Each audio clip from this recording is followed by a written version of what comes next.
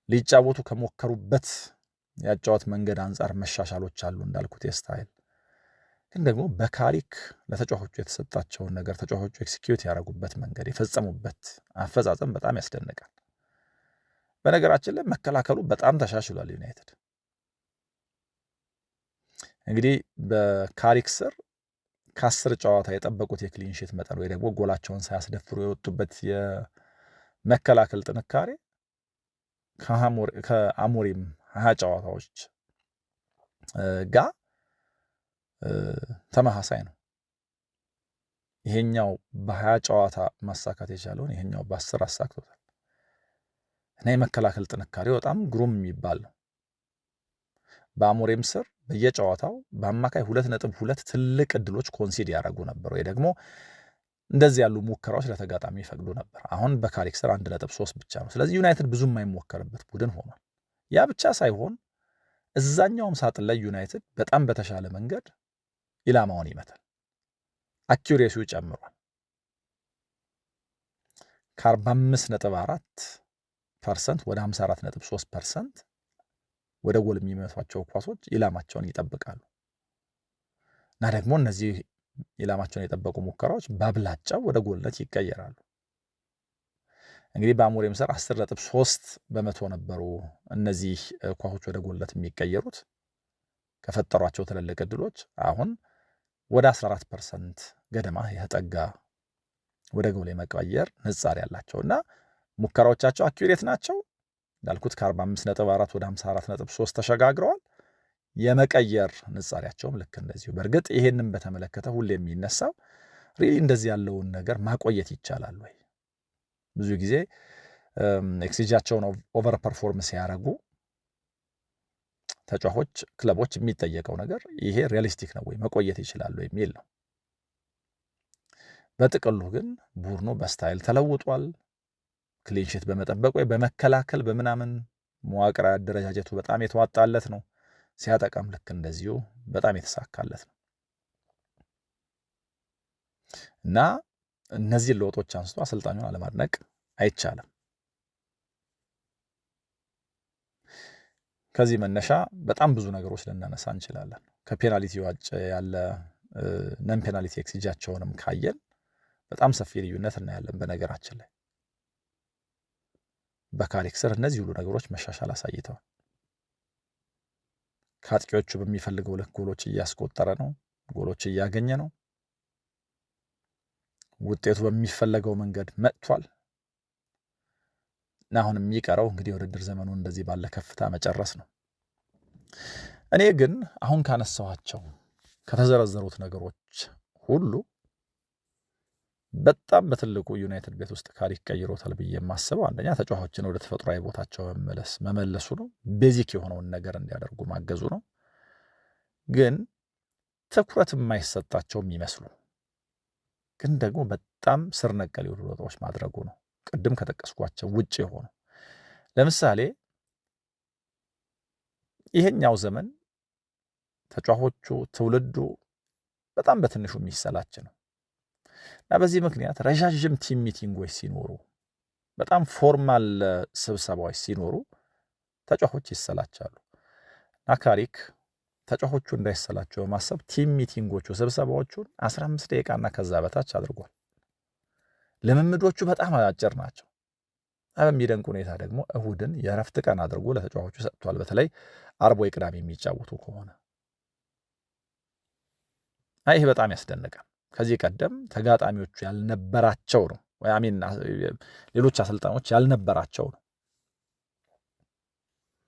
እንግዲህ የዩናይትድ አሰልጣኝ ሆኖ ከተሾመ በኋላ እነዚህን ነገሮች አድርጎ በዚህ ውጤት አግኝቶባቸዋል። ከተለያዩ ሀገራት ለዩናይትድ የሚጫወቱ ቤተሰቦቻቸውን ለመጠየቅ የሚመጡ የቤተሰብ አካላት ወይ አባላት ብዙ ጊዜ ከነዚህ ተጫዋቾቻቸው ከነዚህ ቤተሰቦቻቸው ጋር ሊያሳልፉ የሚችሉት እሁድን ነው። ግን ዩናይትድ ቅዳሜ ከተጫወተ ከዚህ ቀደም እነዚህ እሁዶች ዲብሪፍ የሚደረግበት ከዛ ደግሞ የማገገም ስራ የሚሰራበት ስለሆነ ተጫዋቾች ወደ ልምምድ ማዕከሉ እንዲመጡ ይገደዳሉ። አሁን ግን ካሪክ ዩናይትድ ከተጫወተ እሁድን እዛው ቤተሰቦቻችሁ ጋር ወደዚህ ድርሽ እንዳትሉ እዛው አሳልፉ፣ እዛው ጨርሱ ብሏቸዋል። ይሄ በጣም አስደስቷቸዋል ተጫዋቾች።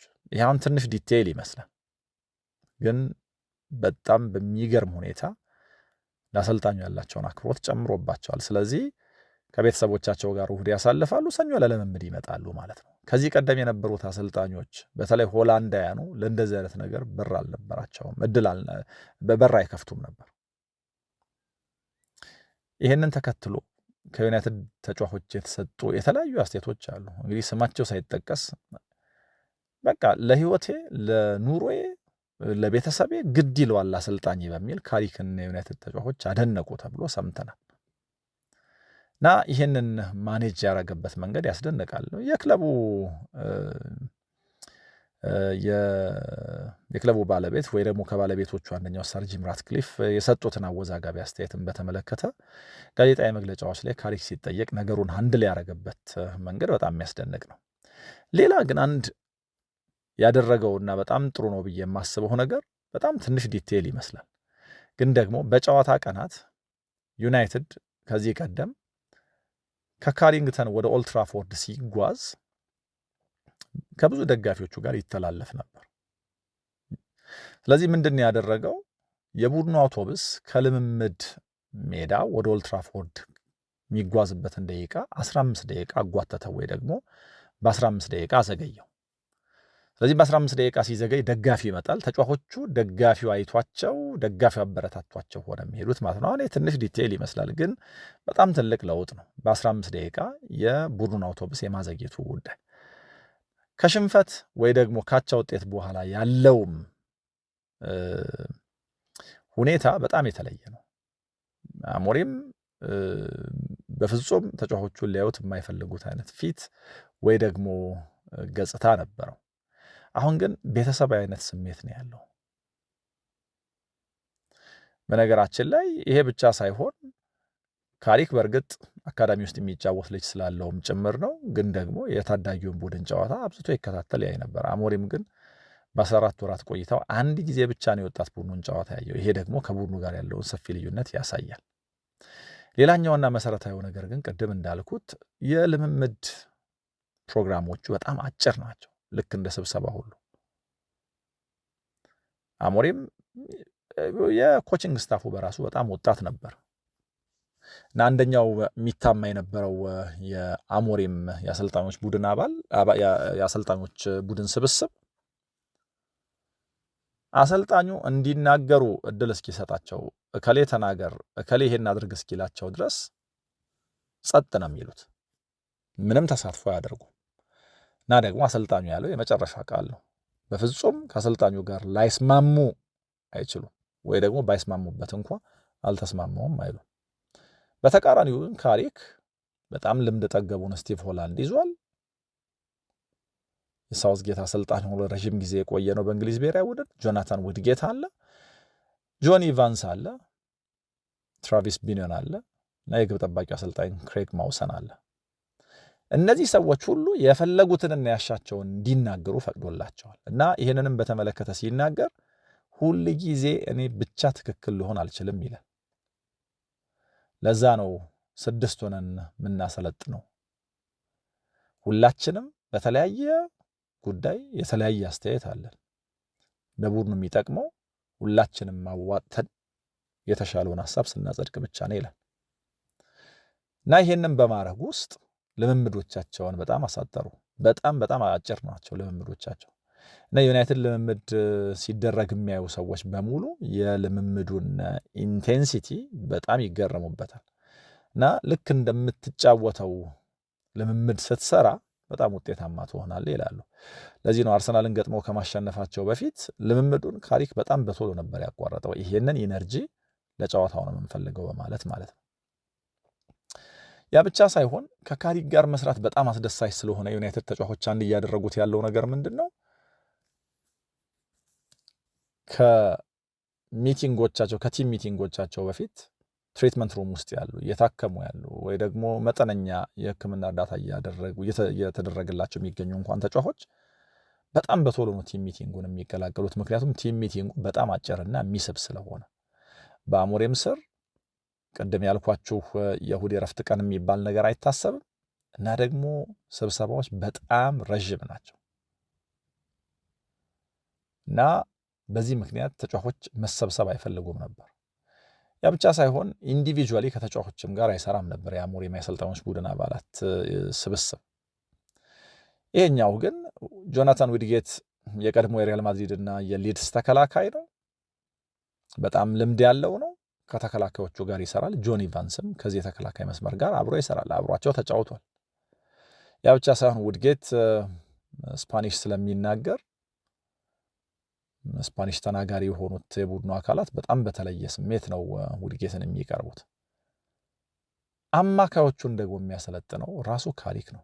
ይሄ ልምድ ያዳበረበት ብዙ ያሸነፈበት የተከበረበት ቦታ ነው። በዚህ ምክንያት እዚህ ስብስብ ውስጥ በጣም የተለየ ጥምረት ተፈጥሯል እና ዩናይትድ በእነዚህ 10 ጨዋታዎች በጣም አስደናቂ ቡድን መስሎ ታይቷል እና ከስኬቱ ጀርባ ወይ ደግሞ ጥሩ መስሎ ከመታየቱ ጀርባ ከ10 ጨዋታዎች 7ቱን ከማሸነፉ ጀርባ ያሉት ለውጦች እነዚህ ናቸው። በጣም ትንንሽ የሚመስሉ ግን ደግሞ በጣም የሚያስደንቅ ለውጥ ያመጡ ተግባራት ማለት ነው። እንግዲህ ቀጣዮቹ 2 ወራት ለዩናይትድ በጣም ወሳኝ ናቸው። የሻምፒየንስ ሊግ እግር ኳስ አግኝቶ ወይ ደግሞ አሳክቶ ይጨርሳል የሚለው ብዙ ጥያቄ ያለው አይመስልም። ምክንያቱም ዩናይትድ እያሸነፈ ተፎካካሪዎቹ ደግሞ በጊዜ እጅ እየሰጡ ስለሆነ የ10 ጨዋታዎች ተጽዕኖ በሚቀጥሉት 2 ወራት የሚደገም ከሆነ ዩናይትድ ብቻ ወደ ሻምፒየንስ ሊግ መመለሱ ሳይሆን ካሪክም በቋሚነት ይህን አሰልጣኝነት የማግኘቱ ነገር እርግጥም ይሆን ይመስላል። የዩናይትድንና የካሪክን ጉዳይ እዚህ ጋር ያለ አድርግና ወደ ዮኬሬሽ ጉዳይ ልውሰዳችሁ። አርሰናል የፕሪሚየር ሊጉን ዋንጫ ማንሳት ካለበት የግድ አይነተኛ አጥቂ ያስፈልገዋል የሚል ክርክር ባለፉት ዓመታት ነበር። አይነተኛው አጥቂ ሲመጣ ግን ከቡድኑ ጋር የመዋሃድ ጥያቄ ደግሞ በትልቁ የውድድር ዘመኑ ሊጠናቀቅ ጥቂት ጨዋታዎች እስኪቀሩት ድረስ አለ። ዮኬሬሽ አንዱ አርሰናል ውስጥ የታማበት ነገር ከቡድኑ ጋር መዋሃድ አልቻለም። ቡድኑም እሱም ቡድኑን መላመድ አልቻሉም ነው። ሌላኛው ግን ጎል ካስቆጠረ እንኳን የሚያስቆጥረው ትንንሾቹ ላይ ነው የሚል ነው። በእርግጥ ይህንን ሐሳብ የአርሰናል ደጋፊዎች አይስማሙበትም። የውህደቱ ወይ ደግሞ የመላመዱ ጉዳይ የተለያዩ ምክንያቶች የሚነሱበት ሊሆን ይችላል።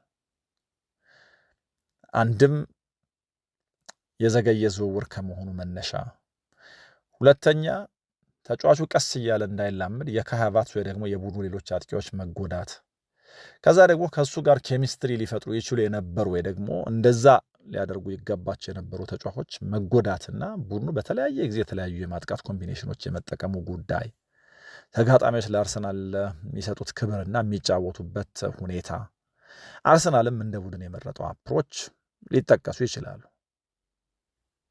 ግን ደግሞ የአርሰናል ደጋፊዎች እንዳልኩት ከዚህ ውጭ የማይስማሙበት አንድ ነገር ካለ ከትልልቆቹም ከትንንሾቹም ጨዋታዎች የሚገኘው ነጥብ 3 ነውና ከዚህ ቀደም አርሰናል ለምሳሌ ባለፉት ዓመታት የሚቸገረው ከትልልቆቹ ጋር በሚደረግ ጨዋታ አይደለም። ስለዚህ ከትንንሾቹ ጋር በሚደረግ ጨዋታ ካሸነፈልን፣ ጎል ካስቆጠረልን፣ 3 ነጥብ ካመጣልን በጣም በቂ ነው የሚል ነው።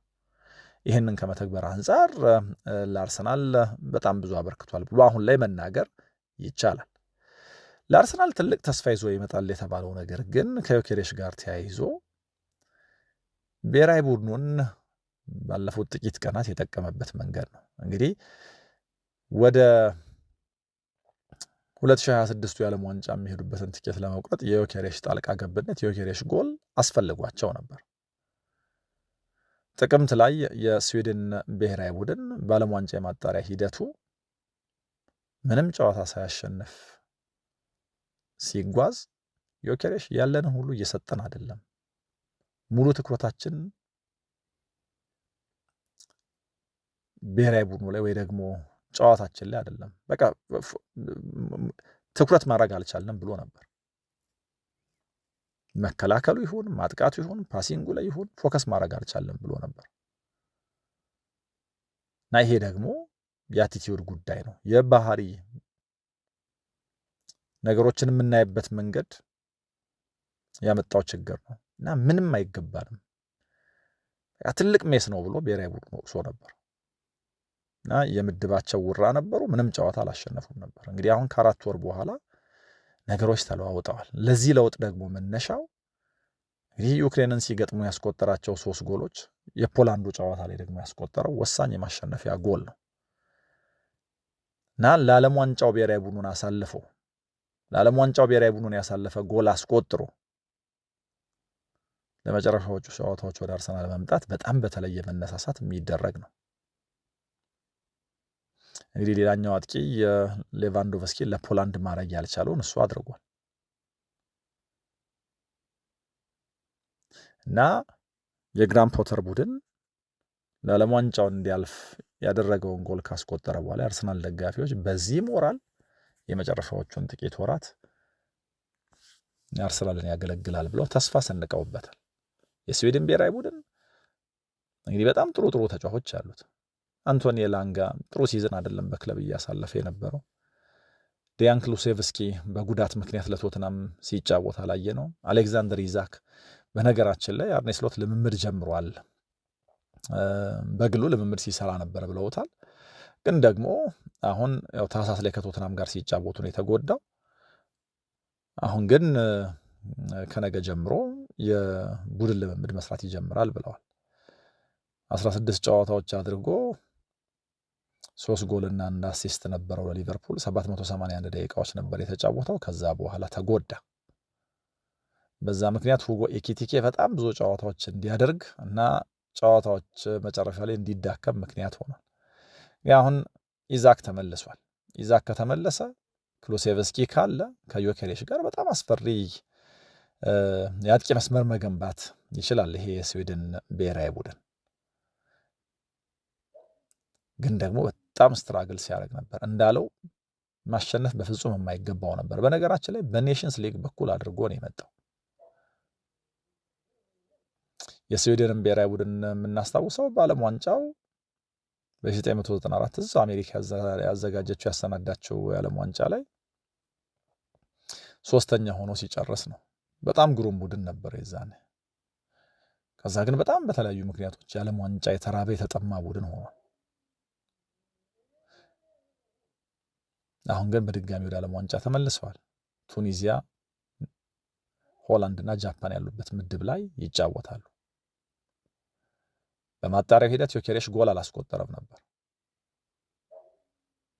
እና አርሰናል ቤት ውስጥ በወሳኝ ሰዓት ጎል አያስቆጥርም እንደሚለው ሐሜት ሁሉ ብሔራዊ ቡድን ውስጥም ተከትሎት መጥቶ ነበር።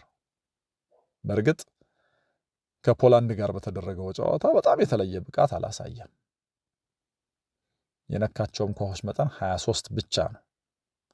ከነዚህ 23 ኳሶች ደግሞ የፖላንድ ሳጥን ውስጥ የነካ 2ቱም ብቻ ነው። ወደ ጎል ያደረገው ሙከራ 1 ነው፣ እሱም ያስቆጠረበት ነው። እና ግን ይሄንን በተመለከተ ግራም ፖተር ሲናገሩ አሰልጣኙ ተጫዋቹ እንደዚህ ጥሩ ሳይጫወት እንኳን በፍጹም የማስወጣት እድል ሐሳብ አልነበራቸው። 0 ቻንስ ነው ያሉት። ምክንያቱም በማንኛውም ሰዓት ጎል ሊያስቆጥር ይችላል። እንደዚህ ያሉ ተጫዋቾችን ቀይራ አታስወጣም፣ በጣም አስፈላጊ ናቸው ብሎ ይህ እንግዲህ ዮኬሬሽን ለሚደግፉ የአርሰናል ደጋፊዎች ጥሩ የመከራከሪያ ነጥብ ይመስላል። የሆነ ሆኖ ግን አሰልጣኙ እንዳሉት በማመን ሜዳ ውስጥ አቆዩት፣ ጎል አስቆጠረ፣ ወደ ዓለም ዋንጫ ወሰዳቸው። እንደዚህ ባለው ሰዓት ስለነካው ኳስ ጥቂትነት፣ ሳጥን ውስጥ ኳስ ስለመንካት ስላለመንካቱ፣ ብዙ ሙከራ ስለማድረግ ስላለማድረጉ የስዊድን ደጋፊ ግድ እንደማይሰጠው ሁሉ የአርሰናልም ደጋፊ ሜዳ ላይ ቆይቶ ከነካው ኳስ ይልቅ ያስቆጠረው ጎል ላይ የበለጠ ትኩረት የሚያደርግበት ጊዜ ላይ ደርሷል እና በቀጣዮቹ ጨዋታዎች አጥቂያቸውን አጥብቀው ይፈልጉታል። አጥቂያቸው ከአንገቱ ቀና ብሎ ነው የመጣው። ለብሔራዊ ቡድኑ በጣም ወሳኝ የሆኑ ጎሎች አስቆጥሮ ነው የመጣው እና ይሄ የአርሰናል ሲዝን ላይ በጣም ትልቅ ኢምፓክት ይኖረዋል ተብሎ ታስቧል። እንግዲህ በምን ያክል ልክ የአርሰናል ሲዝን ላይ ኢምፓክት ያመጣል? ብሔራዊ ቡድኑ ላይ ያደረገውን ነገር እንግዲህ በክለብም በማድረግ የእውነትም አርሰናል እንደዚህ ያለ አውት ኤንድ አውት አጥቂ የግድ ዋንጫ ለመውሰድ ያስፈልገው እንደነበር ያሳየናል። እንግዲህ ቀጣዮቹ ጨዋታዎች ይመሰክራሉ። ግን በጣም በጥሩ ሞራል የመመለሱ ጉዳይ ምንም ጥርጥር የለውም። ዮኬሬሽን በጣም በተለየ ኤነርጂ እንዲጫወት እንደሚያደርገው እናንተ ምን ትላላችሁ? የእውነት ለብሔራዊ ቡድኑ እንደዚህ ባለ መንገድ ጎል ማስቆጠሩ ለአርሰናል ተስፋ ነው የሚለውን ሀሳብ ተስማሙበታላችሁ ወይ? ሀሳብ አስተያየቶቻችሁን አጋሩን። በሌሎች ጉዳዮች ተመልሼ እመጣለሁ። አብራችሁኝ ስለነበራችሁ ከልብ ነው አመሰግነው። ሰላም ሁኑ።